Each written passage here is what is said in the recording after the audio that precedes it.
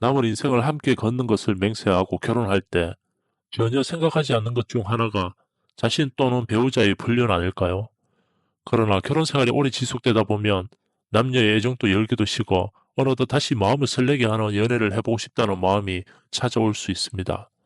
부부관계가 원활하지 못하거나 배우자가 부족하다고 느낄 때, 부부 생활에 어려움이 있는 상황이 왔을 때 자신을 이해해주는 상대를 찾게 되고, 그때 마침 나타난 이성에 대해 관심을 가지거나 강한 매력을 느낄 수가 있습니다.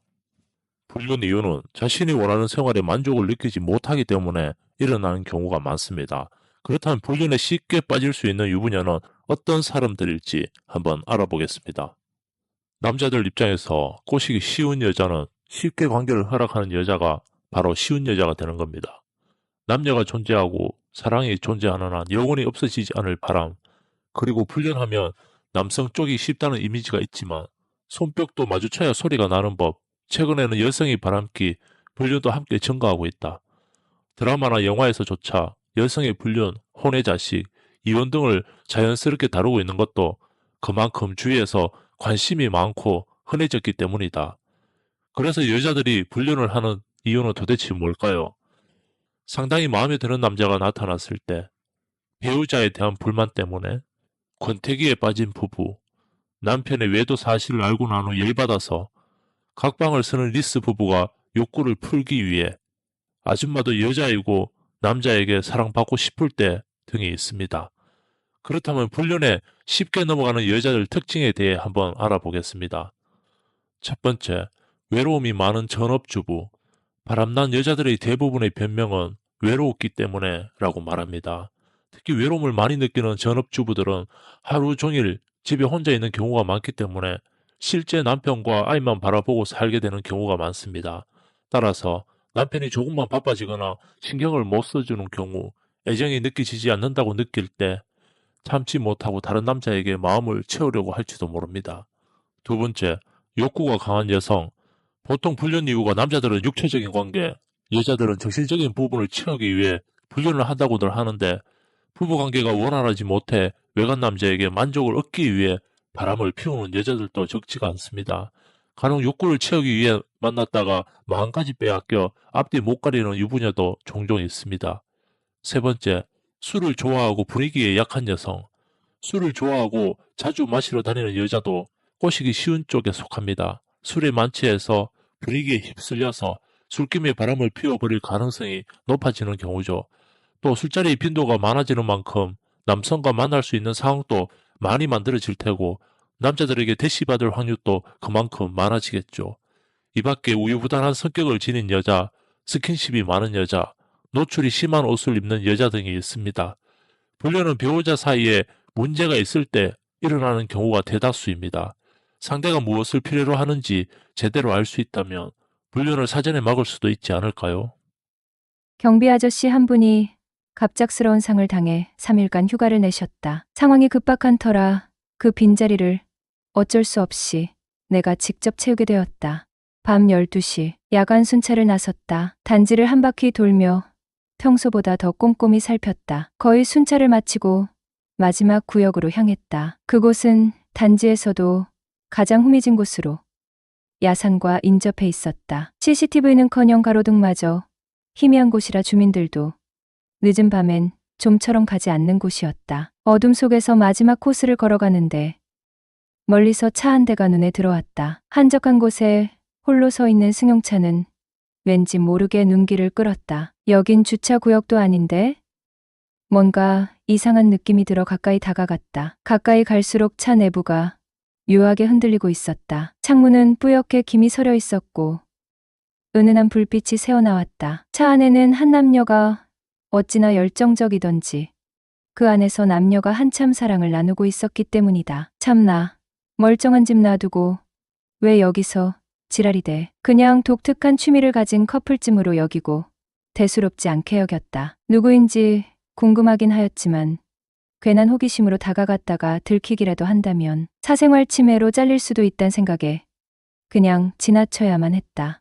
그리고 약 1시간이 지났나? 아파트 주민 한 분이 관리실로 오더니 강아지와 산책 나왔다가 106동 쪽 사람 한 명이 쓰러져 있는 걸 발견하였다는 것이다. 그래서 황급히 달려가 보았더니 50대쯤 보이는 여성 한 명이 쓰러져 있었는데 술 냄새가 진동을 하였다. 난 옆으로 가서 여자를 툭툭 쳐보았지만 여자는 별 반응이 없다. 근데 머리는 산발이고 옷 매무새가 흐트러진 상태였는데 보안이 거사를 치룬 것처럼 보였다. 그때 번쩍 떠올랐다. 혹시 좀 전 차 안에 있던 사람 중 한 명인가? 암튼 누가 올 수도 있는 상황이라 괜한 오해를 받고 싶지 않아 옷을 대충 정리해주고 여자를 다시 흔들어 깨웠다. 아주머니, 아주머니, 집이 어디예요? 103동이요. 잘 알아듣지도 못할 소리를 신음처럼 냈다. 옆을 보니 여자의 핸드폰이 떨어져 있어 내 호주머니에 넣고 여자를 들쳐 업었다. 여자를 업고 103동 쪽으로 가면서 대속 아주머니 집이 어디냐고 묻는데 103동 입구 쪽에서 대학생쯤 되어 보이는 여자애가 내 쪽으로 오더니 여자를 보고는 엄마라고 외친다. 이분이 너의 어머니시니? 네. 주차장에 쓰러져 누워있길래 내가 업고 왔는데 잘 되었구나. 너희 집이 어딘지 가자. 내가 업고 갈게. 딸내미는 앞장서서 가더니 엘리베이터를 누른다. 나도 여자를 업은 채 엘리베이터를 탔다. 아버지는 집에 안 계시니? 저희 부모님 이혼하셨어요. 속으로 다행이다 싶었다. 딸내미가 자기 집 문을 열어주길래 여자를 업고 들어가 거실 소파에 내려놓은 뒤 나왔다. 다음 날 점심시간이 훨씬 지난 뒤 여자의 폰이 울린다. 잠시 망설이다 전화를 받았다. 여보세요. 여자 목소리다. 제가 폰을 잊어버렸는데 이 폰 주인이에요. 돌려받았으면 하고요. 아, 네. 사모님, 저 관리소장입니다. 새벽에 주차장에 쓰러져 계신 사모님 옆에 폰이 있길래 제 호주머니에 넣고 사모님을 업어다 드리곤 있고 제가 가지고 왔네요. 죄송합니다. 내가 공손하게 말을 하자 아주머니는 아니라며 살뜰히 챙겨줘서 고맙다며 나중에 식사라도 대접하겠단다. 아닙니다. 사모님 제가 당연히 해야 되는 일인데요 뭐. 저녁에 출근하면 휴대폰을 주기로 하고 관리사무실에서 그녀를 만났다. 얼굴은 눈에 익지만 어제와는 완전히 다른 정숙하고 아주 예쁜 중년의 여인이 보인다. 뛰어가서 인사를 꾸벅하고는 사모님, 폰 때문에 오셨죠? 얼굴을 뵈니 알아보겠네요. 아, 네. 아저씨 고마워서 어쩌죠? 수줍게 웃는 모습이 너무 예뻐 보였다. 난 핸드폰을 여자에게 건네주며 사모님 핸드폰 여기 있습니다. 어제 술 많이 드셨나 보던데요. 아저씨, 어젠 내가 술이 너무 취해 실수를 많이 했죠? 저한테 실수한 건 딱히 없는데요. 알고 보니 그녀는 술만 취하면 기억도 못하고 남자들과 사고를 치고 다니는 주사가 있었던 것이었다. 말들을 대충 맞춰보니 그날 야산과 인접한 그곳에서 애정행각을 벌이던 주인공이 확실한 듯 싶었다. 아저씨, 시간 되면 언제 한번 식사라도 대접하고 싶은데요. 아니요, 괜찮아요. 이깟일로 식사 대접까진 너무 과하지요. 그래도 그건 아닌데. 그녀는 내가 소문이라도 낼까봐 불안했는지 자꾸 식사 대접을 하고 싶다고 했다. 아니요, 제가 꼭 식사 대접을 하고 싶어서 그래요. 그럼 식사 대신 술 사주세요. 그녀는 잠시 고민을 하더니 알겠다고 하였다. 그리고 며칠 뒤 술자리로 이어졌다. 아저씨도 혼자 사세요? 네. 아저씨는 마지막 연애가 언제예요? 아마 3년도 넘었을걸요? 대단하시네요. 3년이나 어떻게 참고 사셨대. 호호. 어쩌다 보니 벌써 그리 되었네요. 아저씨처럼 키도 크고 잘생긴 남자를 아줌마들이 왜 가만두지? 아마도 어색한 분위기를 풀어보려고 농을 던지는 것 같았다. 아저씨, 그날 일 소문내시면 안 돼요? 물론이죠. 나도 남잔데. 대신 약속 지키는 대신 아주머니에 대해 말씀해 주세요. 저에 대해서요? 네, 궁금해서요. 호호, 제가 정말로 궁금하세요? 네, 당연하죠. 호감 가는 여성에 대해 좀 더 알고 싶은 건 당연한 거 아닌가요? 호감을 가진다 말에 그녀는 살짝 당황스러워하면서도 술 기운 때문인지 자신의 얘기를 털어놓기 시작하였다. 그녀의 남편은 결혼 후 꾸준히 바람을 피워왔다고 했다. 하지만 남편이 돈을 잘 벌어오고 아이도 있었기 때문에 이혼은 생각조차 할 수 없었다고 한다. 그러던 중 남편이 약 2년 전부터 먼저 이혼 이야기를 꺼내기 시작했다고 했다. 이후 둘은 별거를 이어갔고 결국 이혼으로 마무리되었다고 한다. 그 시점부터 그녀는 자신을 억누르던 무언가를 내려놓게 되었다고 말했다. 술의 힘을 빌려서 말이다. 전 남편이 그녀의 첫사랑이자 첫 남자였던 터라. 이혼 후 우연한 계기로 다른 남자를 받아들였다고 했다. 그 일이 그녀에게 새로운 자극이 되었고 이후 삶을 보다 자유롭고 열린 마음으로 바라보게 되었다고 했다. 그리고 그녀는 덧붙였다. 술만 마시면 블랙아웃이 되어 아무 기억도 나지 않는다고. 지난번 일도 거의 생각이 나지 않는다는 말에 적잖이 충격을 받았다. 그녀의 말투와 태도로 보아 그녀가 만나온 남자들이 한둘이 아니라는 느낌이 들었다. 주로 나이트클럽이나 헌팅포차에서 처음 본 남자들과 만남을 이어왔다고 했다. 그 이야기를 듣고 있자니 묘한 기분이 들었다. 이 여자가 자신의 이런 이야기를 왜 나에게 털어놓는 걸까? 내가 호감을 표현해서 그런 걸까? 아니면 이게 일종의 플러팅인 걸까? 궁금증을 참지 못하고 물었다. 현숙 엄마, 저는 남자로서는 어떤가요? 그녀는 웃으며 답했다. 아저씨요? 괜찮죠. 일단 저보다 어리잖아요. 호호호. 아, 연하를 좋아하시나 봐요? 그럼요. 제 나이쯤 되면 어린 남자가 좋죠. 그리고 혼자 사는데 마다할 이유도 없고요. 그녀는 장난스럽게 웃으며 말을 이었다. 그럼 저랑 10번만 만나봐요. 정신 못 차리게 만들어 드릴 테니. 내가 장난스러운 듯 진지하게 제안하자 그녀가 고개를 갸웃하며 물었다. 왜 하필 10번인데요? 그 정도는 만나야 서로를 제대로 알 수 있지 않을까요? 저는 갈수록 더 좋아지는 남자거든요. 그녀는 피식 웃으며 말했다. 호호. 참 재밌는 아저씨네. 나는 웃음 속에서도 진심을 담아 덧붙였다. 사실 제가 밤일은 잘하는데 연애엔 좀 서툴거든요. 그런데 현숙 엄마랑은 왠지 잘 맞을 것 같아요. 연하는 키우는 재미도 있다 하잖아요. 그녀는 어이없다는 듯 웃으며 답했다. 그건 연계일 때 얘기죠. 아저씨는 연계는 아니잖아? 그런가요? 나는 살짝 쓴웃음을 지었다. 10번이라고 했죠? 네, 한번 만나봐요. 그럼. 그녀는 생각보다 쿨하게 내 제안을 받아들였다. 나중에 알게 된 사실은 그녀가 처음으로 내 거칠고 다소 험상궂게 생긴 외모에 호기심을 느꼈다는 것이었다. 그녀는 나와 같은 부류의 사람을 만난 적이 없다고 했고 그런 나와 연애를 한다면 어떤 기분일지 궁금했다고 한다. 그 호기심이 그녀를 이끌었고 나의 앞뒤 없는 자신감도 그 결정에 중요한 역할을 했다는 것이다. 이후 그녀와 정식으로 연애를 하는 건 아니지만 꾸준히 만남을 이어오고 있다. 나른한 오후, 따사로운 햇살이 창문을 통해 살짝 스며드는 시간이었다. 그때 101동 701호 사모님이 전화로 나를 불렀다. 네, 사모님. 바로 가겠습니다. 우리 아파트는 소형 평수가 많아 그런지 유독 혼자 사는 여성들이 많다. 대부분 그들만의 이유가 있고 시간이 지나면서 아파트도 30년 가까이 됐으니 여기저기 수리가 필요한 곳이 많아졌다. 그래서 작은 일에도 자주 관리실을 찾곤 했다. 그녀는 50대 초반으로 동대표로도 활동하고 있어 나를 자주 부르던 사람 중 한 명이었다. 하지만 그녀는 나이보다 훨씬 젊어 보였고 곱게 나이를 먹은 덕분에 40대 초중반 정도로 보였다. 더 놀라운 건 평소 옷차림이 야하기로 유명했다. 이날도 마찬가지였다. 내가 그녀 집으로 갈 때면 항상 그녀의 옷차림에 신경을 쓰는 듯한 느낌을 받았기 때문이었다. 어떤 모습으로 나를 맞이할지 늘 궁금하고 기대가 됐다. 그래서 701호로 향할 때마다 가슴이 두근거리기 마련이었다. 도대체 오늘은 무슨 스타일일까? 그래서 항상 기대가 되었다.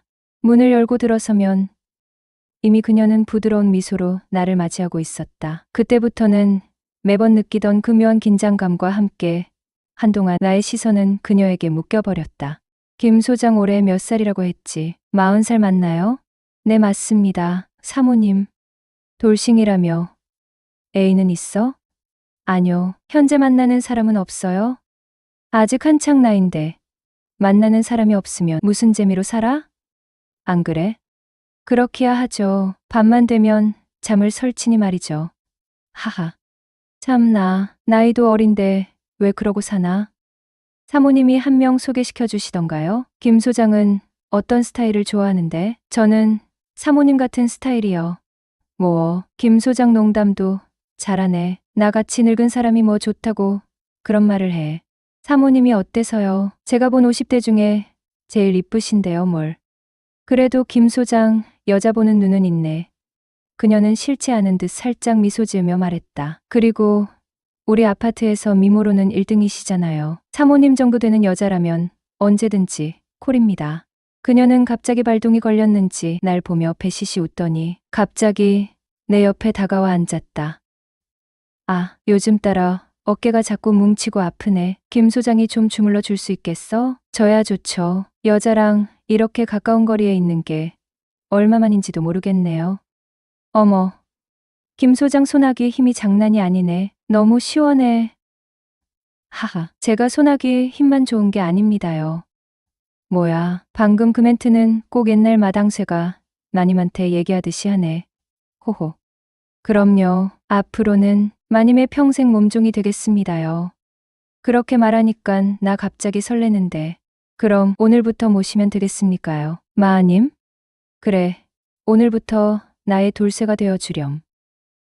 나는 올해 40살, 5년 전 이혼하고 혼자 사는 돌싱남이다. 남들이 흔히 말하는 부실한 남편도 아니었고, 가정을 꾸릴 능력이 없는 돈 못 버는 남편도 아니었다. 단지 직업이 현장 일을 하다 보니 가정에 소홀할 수밖에. 남들이 말하는 소위 노가다꾼이었다. 공고 토목과 졸업, 전문대 토목과 졸업 후 산업기사 자격증을 따고 전국 8도를 다니며 고속도로 터널 뚫는 공사 현장에서 일을 해왔다. 현장이 멀고 바쁠 때는 한 달에 2~3번만 집에 들어갔고, 장마철이나 현장 일이 없을 때는 보름이고 한 달이고 집에서 지낸 적도 있다. 하지만 아내는 결혼 5년이 다 되도록 막 모르게 피임을 하여 임신도 하지 않더니 결혼 6주년 기념일을 며칠 앞둔 어느 날 젊은 놈을 좋아한다며 이혼을 요구해왔고, 옆에 있어주지 못하는 남자와는 더 이상 살기 싫다는 말만 남기고 나를 떠났다. 난 열심히 돈 벌어서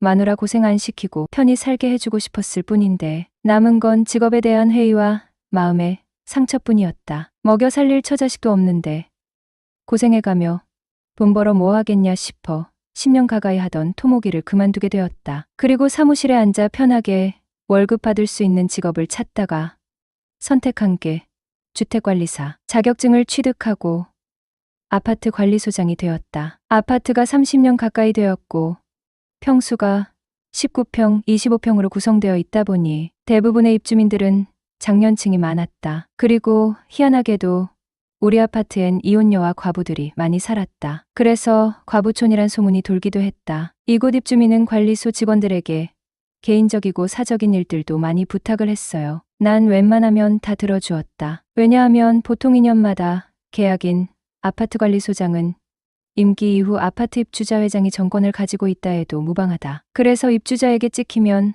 살아남기 힘들기 때문이다. 자기 집 액자 거는 것부터 해서 가구를 옮겨달라, 멀리 두고 온 자전거를 아파트로 옮겨달라는 것까지 나는 서비스직이다 생각하고 세대에서 부탁하는 건 웬만하면 들어주었다. 그러다 701호 사모님과 돌이킬 수 없는 관계가 되고 말았죠. 주말에 이마트에 들러 장을 보고 지하 주차장에 차로 가는 중에 701호 사모가 어떤 젊은 놈과 차 안에서 애정행각을 벌이는 걸 목격하고 만 거죠. 아마도 이마트 주차장이 그들의 비밀 접선 장소인 것 같더군요. 하필이면 내 차 바로 옆에서 수위 높은 애정행각을 벌이고 있는데 진한 선팅 때문에 긴가민가 하면서 쳐다보고 있는데 이게 웬 날벼락인지 그때 마침 701호 사모님과 제 눈이 딱 마주치고 말았네요. 난 무척이나 놀라서 곧장 차를 몰고 도망치듯 자리를 떠났습니다. 다음 날 출근했더니